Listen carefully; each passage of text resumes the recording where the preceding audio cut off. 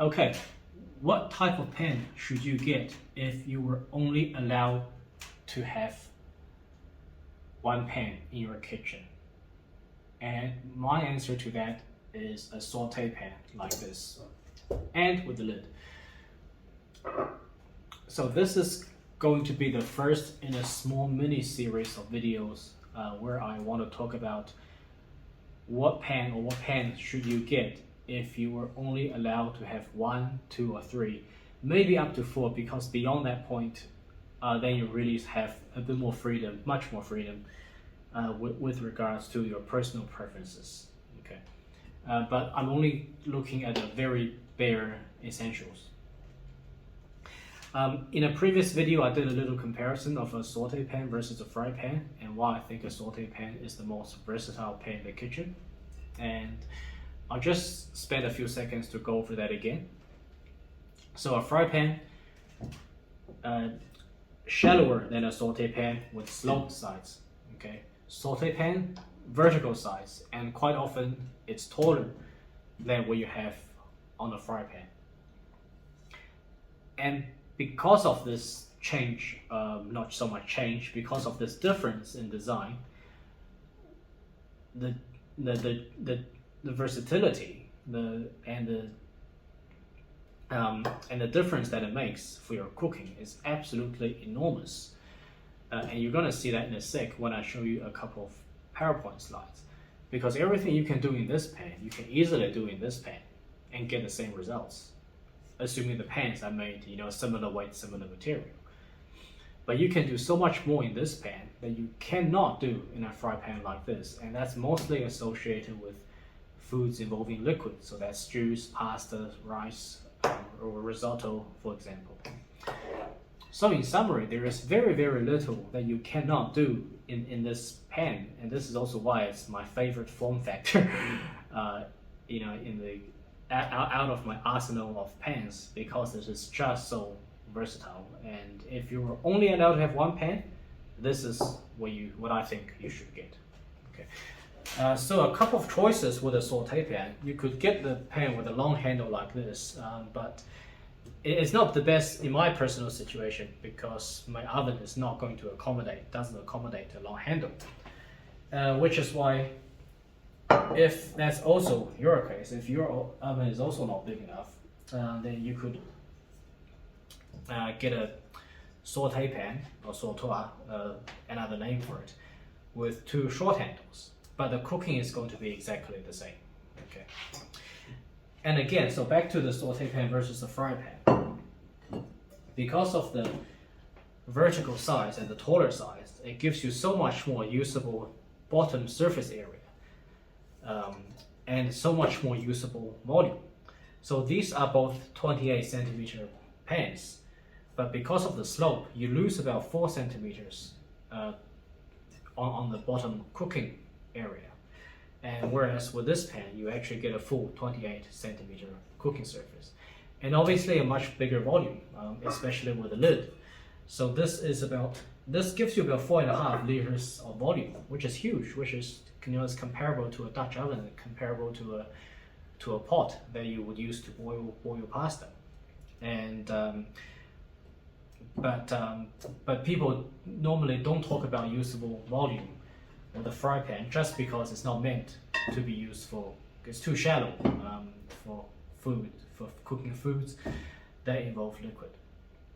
Okay, so let's jump to the computer, and I'm going to show you everything that you can do here, and then you will probably realize that covers maybe at least 80% of what you might want to do in the kitchen.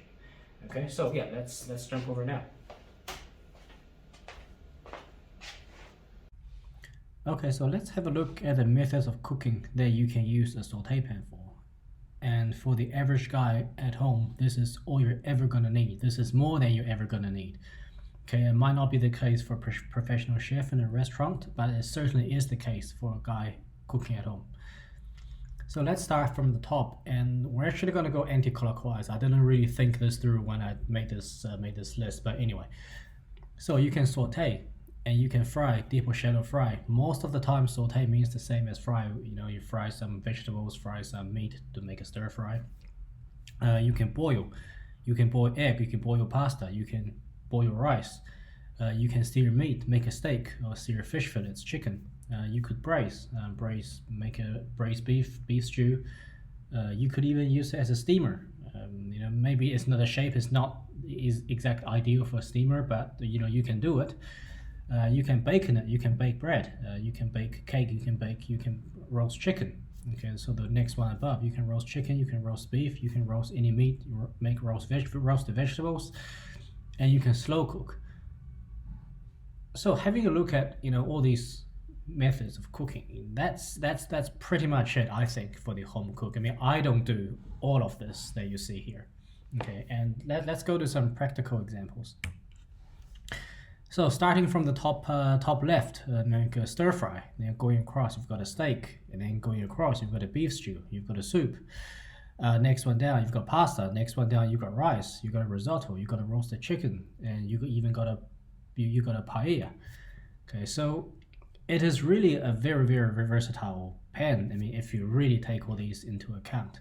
And I want to finish this video with what you can actually look for, or what should, not you can, but what should you actually look for in a saute pan. So let's go through that list right now. If you only have one pan again.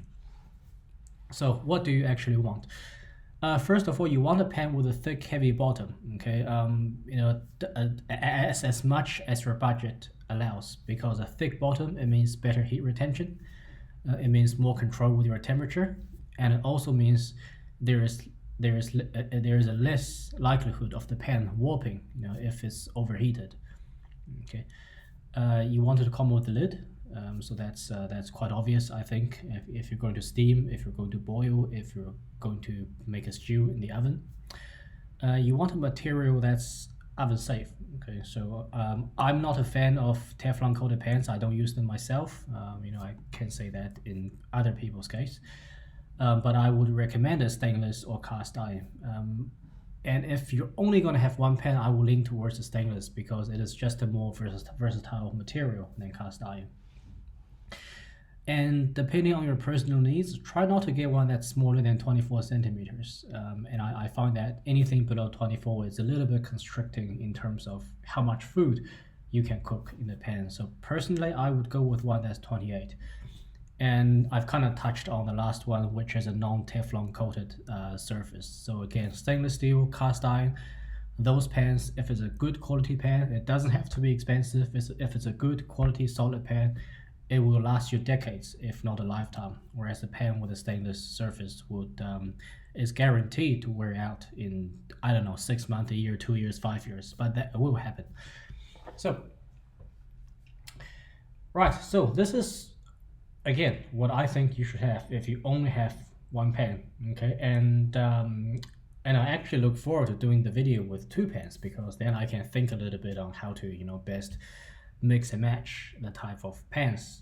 But in the meantime, I hope you found this helpful, and I hope you are not in a hypothetical situation where you can only have one pan. But if that is indeed your case, then I hope this video was somewhat of a guidance for you.